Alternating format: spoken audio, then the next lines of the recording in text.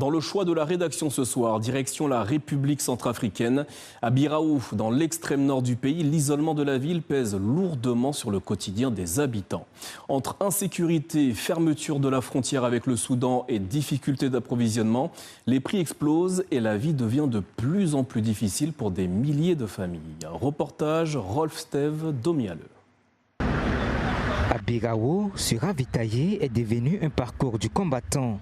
Enclavée et marquée par des décennies de conflits, la ville a été le berceau de plusieurs rébellions.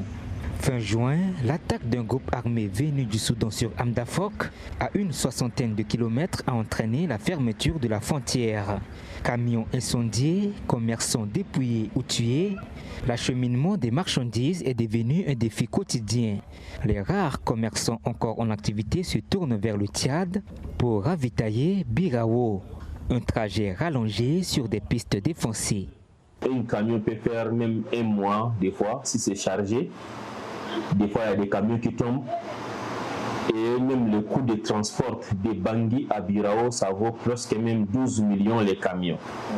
Maintenant, arriver à Birao, avec tous les taxes et autres, ce qui est à Bangui à 10 000 francs dans notre capitale, et pour le faire amener à une préfecture, il y a une différence presque même de 17 000 sur les prix d'achat. 27 000. Et on les revend à combien à la population? Chaque matin, Mariam arrive au marché central de Birao. Elle fait le tour des boutiques. Chaque achat est précédé de longues négociations. Son budget ne lui permet plus d'acheter tout ce dont sa famille a besoin.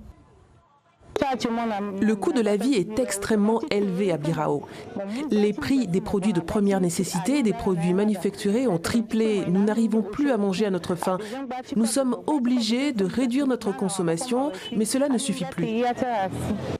À Birao, les quelques 30 000 habitants se disent asphyxiés. Face à cette situation, les autorités promettent de réhabiliter des routes pour désenclaver la région. Ils ont déjà fait 50 km de dégagement de Ouadadjali vers Ouada. Et ceux qui venaient de Ouada ont fait plus de 30 km. Le reste, c'est que le bitumage. Et cette route doit continuer jusqu'à Tiégoulou, Amdafok. Donc ils sont là-dessus. Je crois que d'ici un an, nous n'aurons pas le problème de route. Les forces armées centrafricaines et les casques bleus de la MINUSCA poursuivent actuellement leur déploiement à Birao. Autour de la ville, ils mènent aussi des opérations contre les groupes armés dans la région.